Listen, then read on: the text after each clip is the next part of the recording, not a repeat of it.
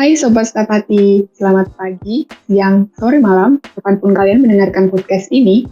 Kembali lagi di Ngobati, ngobrol bareng Stafati. Yuhu. Mungkin kenalan dulu kali ya. Di F0 kan udah ketemu Ivari sama Yuni. Terus F2, F1 udah ketemu Melanie sama Nisha. Terus di F2 udah ketemu Hasan sama Husni. Di F3 ada siapa nih? Ini aku bakal nemenin kalian di beberapa jam ke depan. Jadi kenalin, aku Cian dari 2018 dan partner aku, nih kalau yang nonton di IG pasti lihat nih kayak gimana karakternya ya. Lagi pakai jas, rapi banget, terus mukanya sih kayaknya kayak opa-opa gitu. Mungkin bisa kita kenalin dulu kali ya. 안녕하세요, 아저씨. 안녕. 저는 너지입니다. 너지 아저씨입니다. Kita bakal nemenin kalian semua nih ya sekarang. Terus kita mau ngapain nih abis ini? Nah, seperti episode yang sebelumnya, sesi yang pertama ini kita awali dengan sesi rekap nih tentang kegiatan yang Mas Stafati udah lakukan di bulan ini. Betul banget. Terus setelah recap bakal ada perbincangan di main session. Kita bakal undang gestar yang tunggu aja, pasti gestarnya ini keren banget dan temanya pun keren banget gitu ya. 진짜요? 네, 엄청 맛있어. Langsung aja kita mulai masuk ke recapnya ya. Untuk yang pertama nih dari Biro Mimba itu ada proker namanya Amperatif. Nah, Amperatif ini itu merupakan sebuah acara awarding mahasiswa dan dosen, dan awardee-nya itu dipilih melalui voting yang dilakukan oleh mahasiswa. Next, ada apa nih? Selanjutnya dari Biro Indeks nih, ada Nomad 2.0 yang membawa tema soal arsitektur dan pop culture. Nah, narasumbernya ada dari founder Supratman Arsitektura, yaitu Rendri Indrawan. Next. Maja. Next, ada dari Biro PSDM, itu ada proker SMU, yaitu Sekolah Manajemen Organisasi. Ini kalau PSDM pasti identiknya sama pelatihan gitu. Jadi, di SMU ini pengisian materi untuk mahasiswa tahun 2019 yang disiapkan untuk regenerasi Himas Stafati. Next. Selanjutnya, ada kebanggaan dari Medcre, yaitu BMS, Basic Media Schooling. Nah, ini merupakan pelatihan media jurnalistik gitu, jadi topik-topik yang dua ya soal desain, videografi, fotografi, dan wawasan pers. Keren banget nih, jangan lupa teman-teman ikut tahun depan. Mantap banget emang nih. Debak. Tapi ini emang keren-keren, omcong debak gitu. Oke. Selanjutnya ada dari Biro Mimba lagi. Ini ada SFH, yaitu Sketch from Home. Ini udah kedua kalinya yang sama-sama mensketsa dari rumah nih. Nah, yang ini itu ngegambar World Cristo atau Arch de Triomphe.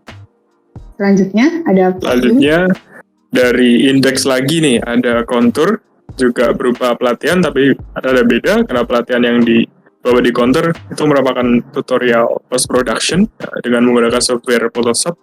Nah, narasumbernya ini dari Mas Amar 2018 nih. Wah, Amar 2018 ya, berarti seangkatan dong sama kita ya? Antuy. Antuy. Maja. Oke, selanjutnya ada Mimba lagi. Itu ada e-sport sama XRC Dolanan. Sama-sama berlomba dari e-sport dan dolanan ini. Cuman kalau e-sport itu kan mainnya kayak Valorant, PUBG, Mobile Legends.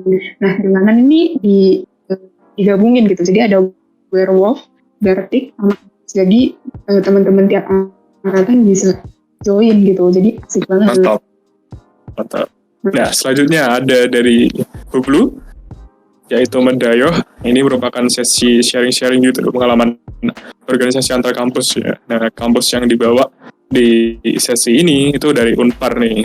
Kalau teman-teman mungkin mencari jodoh ya, banyak yang gitu. Yopo. Yepo mas. Oke, Miane. Ini Gencana. Oke, selanjutnya ada dari Biro PSDM. Itu ada OKKBK. KBK ini sebuah acara orientasi untuk mahasiswa baru tahun 2021. Itu kegiatannya kayak mengenalkan ITS lebih dalam untuk mahasiswa baru. Oke, Pak. Selanjutnya yang terakhir dari Biro Dagri, ada Sarang Stapati, itu juga berupa sharing-sharing, tapi dia sharing pengalaman di RC. Nah, topik yang dibawa soal nostalgia kuliah offline, narasumbernya Mbak CG. Ini pasti teman-teman juga banyak yang udah kenal kan ya? Iya, betul. Dan ini Sarang Stapati ini di live di IG nggak sih? Nah, ya benar-benar. Teman-teman harus juga cek di IG Hima nih. Betul, ada siaran ulangnya ya di IGTV. Oke, udah dulu nih buat segmen recapnya. Mungkin kita bisa langsung aja masuk ke main session. Di main session kita bakal ngapain nih? Kita bakal bahas sesuatu ini ya hampir sama dengan yang telah kita lakukan sebelumnya. Dengan ya tadi kan kita udah pakai bahasa-bahasa asing kan ya. Nah, kita bakal bahas apa nih, Ci? Ya betul, karena bahasa asing berarti berhubungan dengan luar negeri. Jadi topik kita hari ini tuh belajar di luar negeri. Oke. Nah, ini udah ada narasumber kita, Mbak Ferin dari 2018. Halo. Selamat datang, Mbak Ferin. Halo, Ferin. Halo, Nocian. Bagus sih, Po. Gimana kabarnya? Alhamdulillah, baik. Mungkin Mbak Ferin mau kenalan dulu. Kenalan dulu kali ya. Yaudah. Halo semuanya, ini lagi dengerin nih. Kita recordingnya lagi malam minggu. Mungkin kalau misalnya kalian dengerinnya pas malam minggu bisa nemenin yang lagi malam minggu kali ya. Ya. Aku Verina Aisyah Anissa, biasa dipanggil Ferin atau Ave juga boleh. Ya betul banget. Call me Tunek juga boleh. Mantap banget. Aku dari angkatan 2018. Mantap banget, Mbak Ferin.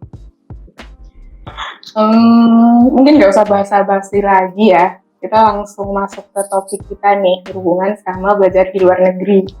Nah, Mbak Ferin, kalau nggak salah sempat short course gitu kan ya, short course gitu. Iya benar banget sih. Nah, kemarin gimana tuh? Sempat ikut short course di Denmark. Nama programnya tuh SDU International Summer School 2021. Oh, keren. Itu di berapa lama? Nah, itu tuh kemarin untuk programnya sendiri, itu biasanya sih, ini tuh kayak termasuk kayak summer school gitu ya. Jadi biasanya itu tuh sekitar 2 minggu programnya. 2 minggu, itu bulan Agustus ya? Benar banget, bulan Agustus. Betul, berarti belum ini ya, belum masuk kuliah, ya nggak sih? Iya, benar. Jadi di sana juga masih summer kan.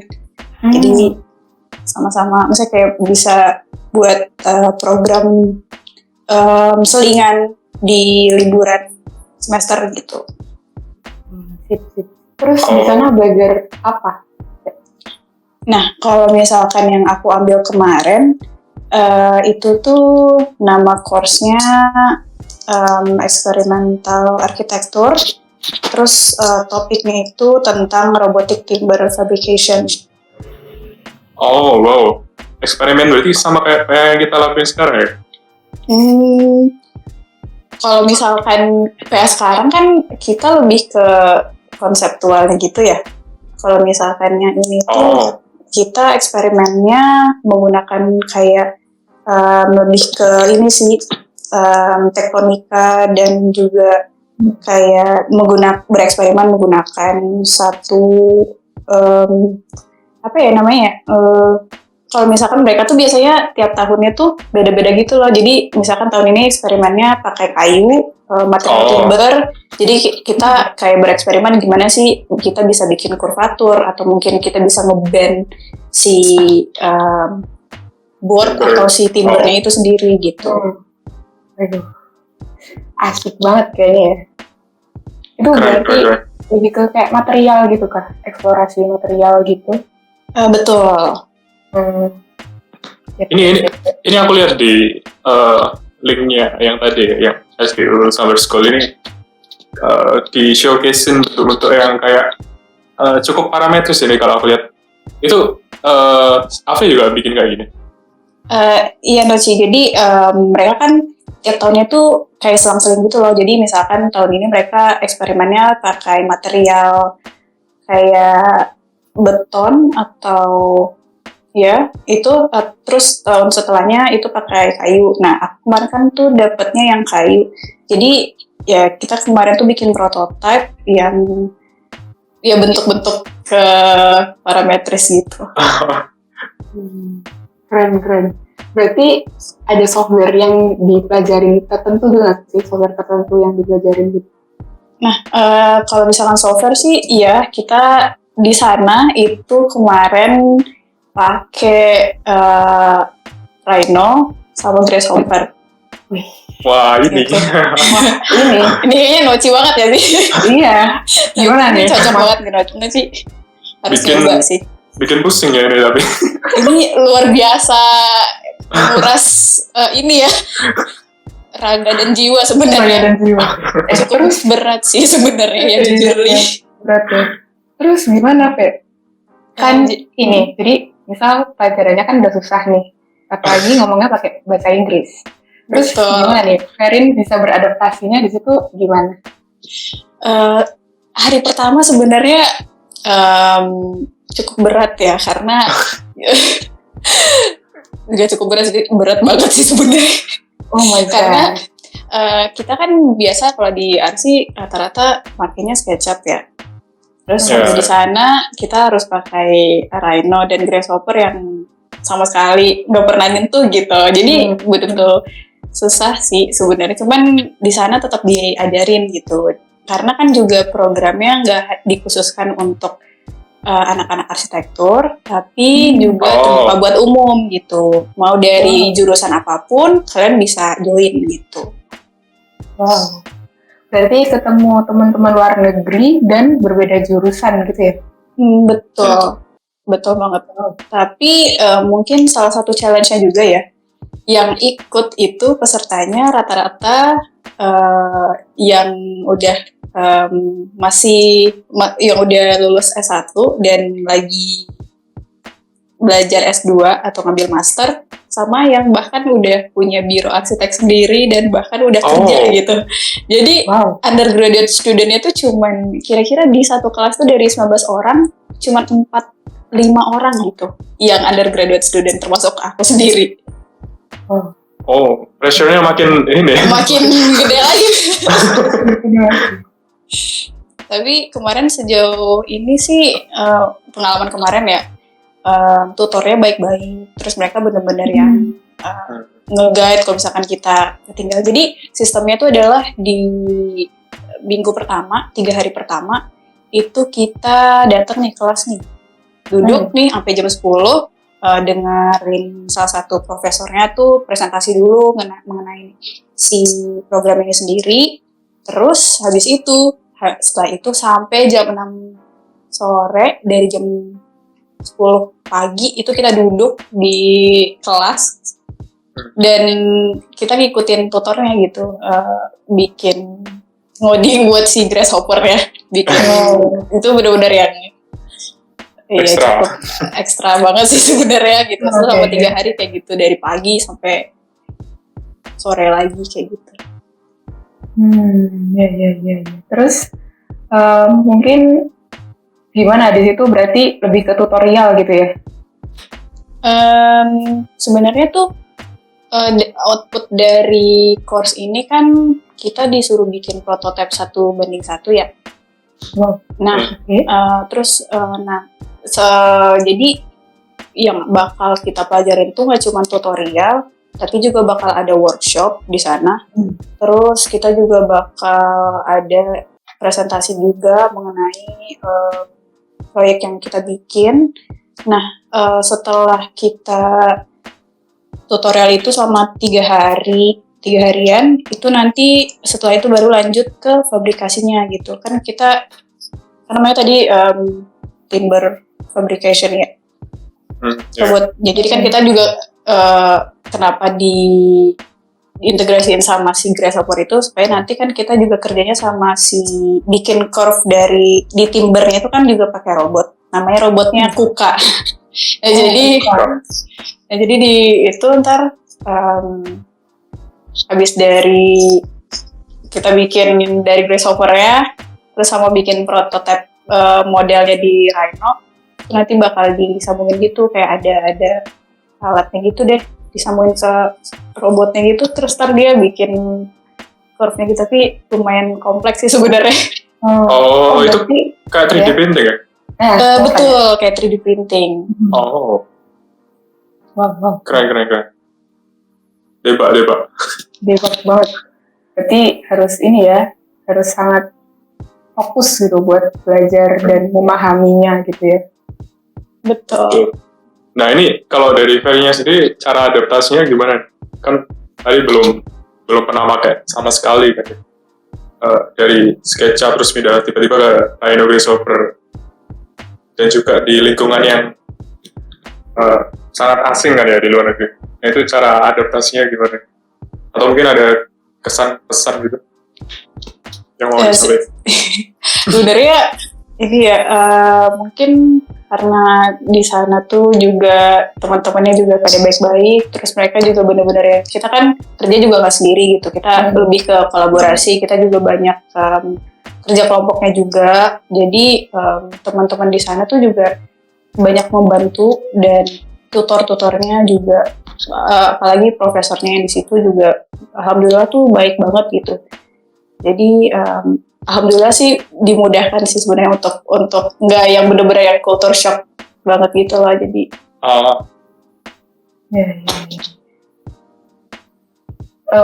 Penasaran nih, Fe, mungkin Ferin masih ingat gitu teman dekatnya Ferin pas di situ itu dari mana, jurusan apa gitu, mungkin pengen tahu aja. Kemarin tuh banyak ya dapat kenalan tuh, karena kan banyak yang dari course lain juga ya. Itu ada yang dari Jerman, terus dia sekarang dia tuh waktu ikut itu, tapi bukan di course yang experimental architecture sih. Dia kerja di Volkswagen, terus lagi master juga. Terus kita banyak ngobrol juga nih, banyak dapat insight baru juga tentang pendidikan di sana gitu. Terus kayak tips-tips gimana sih kalau misalkan kita mau apply S2 misalkan, mau lanjut master atau PhD gitu.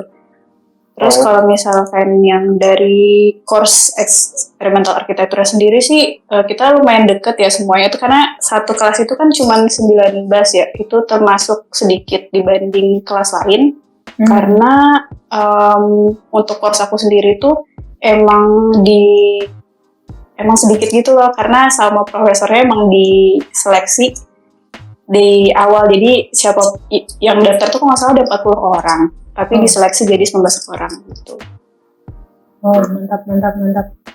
Terus awal mula kok tiba-tiba kepikiran pengen ikut short course gitu? Ada motivasi apa gitu mungkin? Sebenarnya motivasinya lagi ini kali ya, lagi patah hati kan. Kenapa ya? Gimana nih? Mungkin bisa diceritain patah hatinya gimana? Lebih ini sih, lebih ke apa ya? Sebenarnya udah pengen ikut program ini itu dari tahun 2019. Karena waktu itu lihat testimoni, sebenarnya pengen banget sih untuk ikut study abroad, pengennya tuh exchange nih sebenarnya, tapi karena pandemi dan segala macam nggak bisa ikut gitu kan. Terus akhirnya terus juga ngelihat lebih tertarik ke negara Eropa sih, kayak pengen aja gitu jalan-jalan ketemu orang baru, kayak pasti seru nggak sih gitu kan pengalaman gitu. Jadi ya tertarik banget sih sebenarnya, pengen kenalan sama orang baru juga, kayak ngelihat dunia luar, nggak cuma di Indonesia aja gitu, pasti bakal dapat insight baru gitu. Ya. Mantap. Oke, ini aku mau tanya ya, mungkin cukup out of topic ya. Kalau kan tadi kan kalau tadi Ferry belajarnya di Denmark ya, dan kalau kita mungkin udah banyak studi presidennya BIG kan juga dari Denmark. Itu katanya Denmark itu orang-orangnya suka bersepeda itu memang di sana banyak banget yang sepeda gitu. Nah, betul banget. Jadi nih, bener banget loh, Ci. Nih ya, kita tuh di sana orang-orang itu bener-bener yang kita kan kalau ke kampus gitu kan suka mager tinggal naik motor gitu kan. Bahkan ke warung juga naik motor gitu. Tapi di sana bawa motor. Tapi di sana tuh orang-orang bener-bener yang bahkan dari yang jarak antar univ ke misalkan kita mau jalan ke pusat kota gitu, itu kan kayak 6-7 kilo. Itu mereka bener-bener naik sepeda gitu kayak. Mungkin pertama karena public transportation di sana itu mahal. Mahal. Jadi misalkan kita mau naik bus nih, naik bus itu kalau nggak salah 23 DKK atau Danish krone itu sekitar 50 ribuan gitu. Itu sekali trip gitu. Jadi daripada naik bus yang mahal, mending naik sepeda gitu. Terus juga di Denmark itu strata buat orang pesepeda itu lebih tinggi dari orang jalan kaki. Jadi orang naik sepeda, orang jalan kaki, baru mobil dan kendaraan lain. Gitu. Unik ya, jadi sangat diagungkan gitu pesepedanya. Jadi ini nggak sempat ngerasain, tadi sebenarnya udah disinggung sih sama Ferry, culture shock gitu sama budaya yang ada di sana gitu. Ada perasaan gitu? Pasti ada sih sebenarnya, karena beda jauh ya Eropa dan Asia budayanya tuh. Mungkin salah satunya waktu di kampus sih kita mungkin nggak apply ke semua, mungkin ada beberapa part juga di mana kita juga pasti orang luar juga sama profesornya ada manner tertentu gitu. Cuman sejauh kemarin sih ada part di mana kita kalau misalkan manggil profesornya tuh nggak profesor atau manggil mister gitu loh, jadi langsung nama gitu. Wow. Jadi profesor aku kan namanya Roberto tuh. Jadi udah manggil aja kayak Roberto gitu. Terus ntar langsung aja gitu. Kayak udah kayak teman aja gitu. Ya. Udah kayak senggeng. Ntar takutnya kalau kembali ke Indonesia terus manggil Pak Lurah langsung namanya. Waduh. Time out.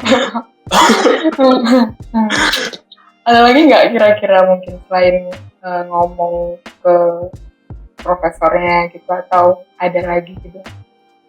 Mungkin lebih ke ini kali ya, perbedaan waktu antara Indonesia dan Denmark ya. Jadi banget nggak sih? Jadi di Indonesia itu kan kita sunset jam 6 ya, jam 7. Tapi di sana itu sunsetnya jam 9 malam. Jadi jam 6 tuh masih terang, jam 7 sampai jam 8 tuh juga masih terang banget, dan orang-orang tuh masih yang kayak makan di pinggir jalan, dinner gitu-gitu. Terus sunrise-nya jam berapa? Sunrise-nya itu jam 3-an. Malamnya ada bentar ya? Iya. Bentar dulu, lupa nih. Jam 3 ya, apa ya? Tentu ingatnya dulu ini sih jam 3 pokoknya itu subuh. Wow. Jadi isyanya jam 12 malam. Daytime-nya berarti emang lama ya daytime-nya? Waktu harinya. Siangnya. Wow. Keren. Oke. Enggak sih guys, kan salah ini deh. Jadi sunrise-nya itu jam 7-an kayaknya. Kalau nggak salah jam 7-an. Jam 7. Oh, 7 pagi. Iya. Iya. Ada telat banget ya. Iya. Ya mantap kalau gitu. Mungkin atau ini, Fe. Dari tadi udah ngobrol soal asiknya kayak pengalamannya, terus dukanya mungkin lebih ke kayak pressure, terus susah nangkep ininya. Terus kalau refreshing gitu sempat ada nggak sih refreshing dari kepadatan pembelajarannya? Kalau misalkan dari programnya sendiri tuh selalu ada ya. Jadi mereka itu bikin schedule biasanya tuh jam hari-hari nggak setiap hari, cuman kayak selang-seling gitu. Jadi misalkan hari pertama itu nanti kan biasanya course-course itu tuh selesainya jam 5 atau paling lama itu jam 6 ya. Itu nanti jam 8, jam 7 atau jam 8 itu biasanya ada acara yang dibikin dari panitia SDU Summer School sendiri, kayak misalkan karaoke, terus kemarin itu ada kayak board games, terus juga terus kayak ada kunjungan ke castle gitu di weekend. Castle? Iya, jadi museum gitu. Oh wow. Oh. Tapi nggak boleh ini ya pergi sendiri, maksudnya ya bebas ingin sendirian gitu. Atau harus di-handle panitia? Enggak sih, maksudnya kita bebas sih mau pergi sendiri boleh, tapi kalau misalkan yang itu kan mereka benar-benar nge-arrange acaranya dari mereka. Jadi kayak acara kumpul-kumpul gitu, jadi kayak gabungin sebuah course-nya gitu. Kan course-nya tuh lumayan banyak sih, sekitar berapa ya, belasan. Oke. Dari tadi kita udah ngobrol banyak banget ya soal pengalamannya Ferin di Denmark gitu. Terus mungkin sekarang kan pendengar Ngobati ini penasaran gitu, gimana sih caranya kalau kita mau ke luar negeri, mau short course, mau exchange, itu bisa dibagiin gitu nggak? Cara-caranya gimana, tips and triknya gimana? Oke, buat tips and tricks ya. Ini sekalian cerita kali ya pengalaman. Saya juga pertama kali apply buat abroad, dan kalau bisa dibilang sih cukup banyak rintangannya ya. Kalau bisa kita kan seneng-seneng aja nih, tapi sebenarnya banyak banget dokumen yang harus diurus, terus juga konfirmasi ke pihak UNIF-nya. Aku mulai aja dari ini kali ya, kalian tentuin dulu kalian mau apply program apa gitu, misalkan apakah exchange, pertukaran, atau mau short program aja atau short course kayak biasanya tuh summer school atau winter school yang cuma 2 minggu. Nah, terus habis itu biasanya tuh mungkin kalau misalkan lebih enak kalian tuh carinya, ini sekali promosi juga, dicek di ITS GE. Itu bakal banyak banget informasinya dari semua program-program pertukaran yang ada di ITS. Nah, enaknya adalah ketika kita apply program yang ada kerjasama sama ITS-nya, jadi antara kita, ITS sama UNIF lain ada MOU, itu tuh kita lebih diprioritasin gitu loh. Jadi kayak aku kemarin tuh, aku nggak perlu melewati tahap kayak seleksi lagi di course pilihannya, soalnya kan kita ada kerjasama nih antara ITS sama SDU Denmark, jadi spot kita tuh udah aman gitu, jadi kita mau pilih course apa aja tuh insya Allah udah aman gitu. Tapi itu sih tadi kalian tentuin dulu mau program apa, terus nanti biasanya dari ITSG itu kan ada seleksinya. Nah, di seleksi itu nanti kan ada berkas tuh, seleksi berkas kayak CV kalian, terus kayak motivation letter. Terus juga nanti kalau misalkan lolos di tahap ini, bakal lanjut ke interview. Nanti interview kalian bakal ditanyain tuh motivasinya apa, terus persiapannya apa aja nih kalau misalkan keterima gitu. Karena ketika udah diterima, kita tuh bakal ngurus misalkan visa. Ini visa nih sebenarnya yang salah satu paling challenging sebenarnya. Ribet ya, agak ribet. Iya, jadi dokumennya banyak banget yang harus diurus, karena harus ngurus kedutaan juga kan. Terus juga di every path you take, kalau misalkan mau apply ke visa itu benar-benar harus sabar, Jadi karena apalagi aku mungkin cerita pengalaman aku ya kemarin waktu apply pas lagi pandemi dan Indonesia kan waktu itu benar-benar kasus COVID-nya bulan Juli itu sangat tinggi banget ya. Itu tuh pada saat itu aku benar-benar yang udah hopeless banget gitu loh, ini bakal pergi apa enggak gitu ya. Padahal tuh udah daftar juga dan udah dapet letter of acceptance-nya juga dari SDU Denmark. Karena kan mereka di sana udah new normal banget ya, udah case-nya juga nggak yang sebanyak di Indonesia waktu itu. Terus akhirnya benar-benar yang pertimbangan paling berat sih, itu benar-benar yang sampai kepikiran. Tidur juga kayak kepikiran gitu. Oh my god.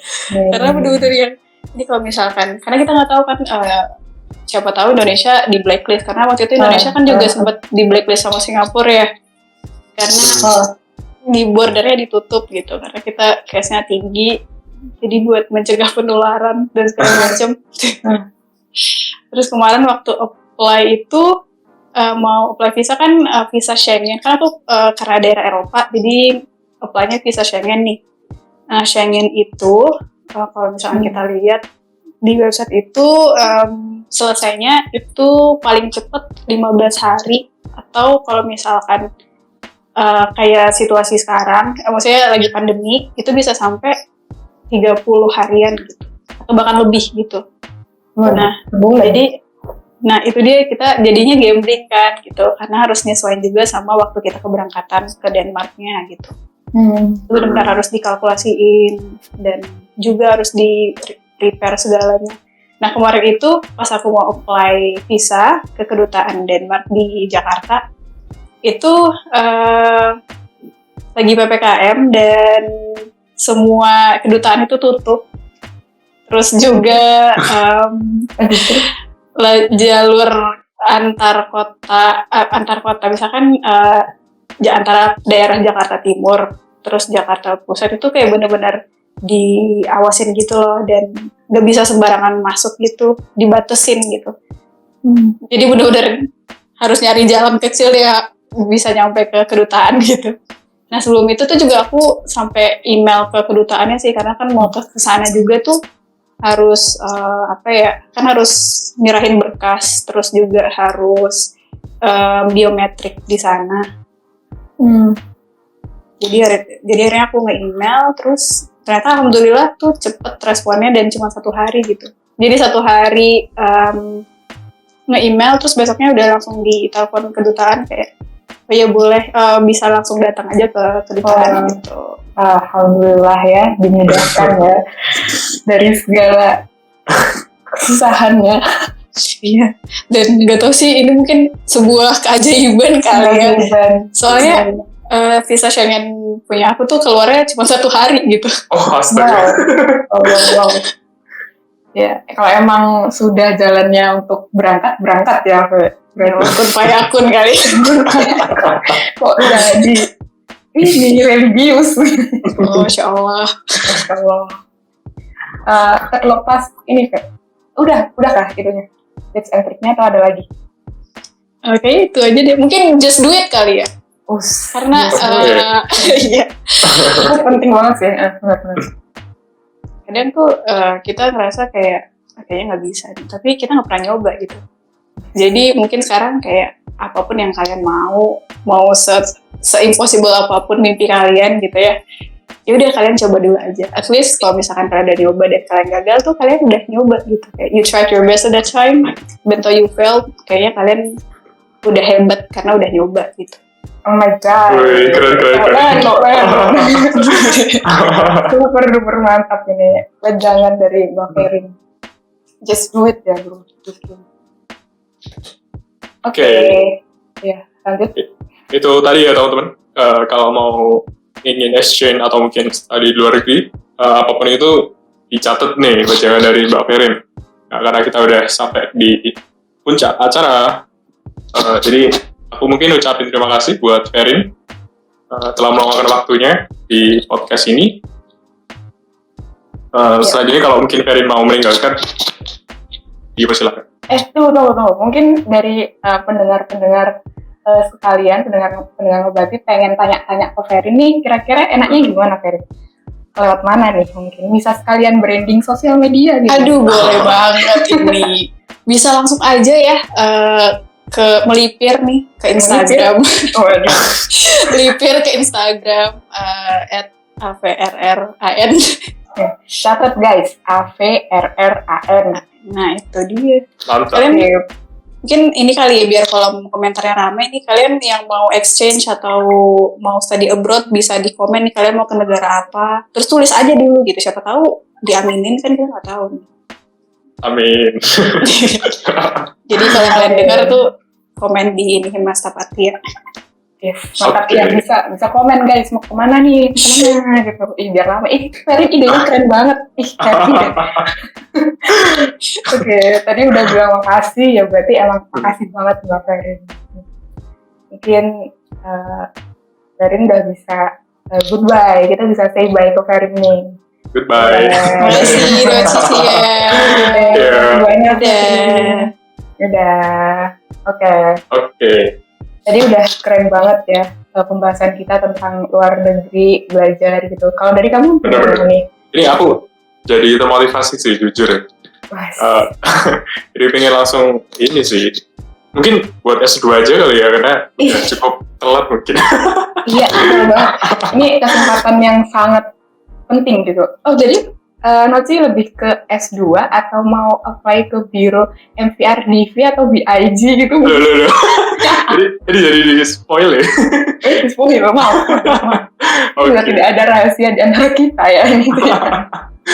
Oke, mungkin udah aja dari kita ya teman-teman. Jangan lupa follow Instagram, media sosial semua Himata Pati. Sekian dari kami, aku Cian dan Ajushi. Noci. Bye-bye. Bye-bye. Goodbye. Musik intro. Teret.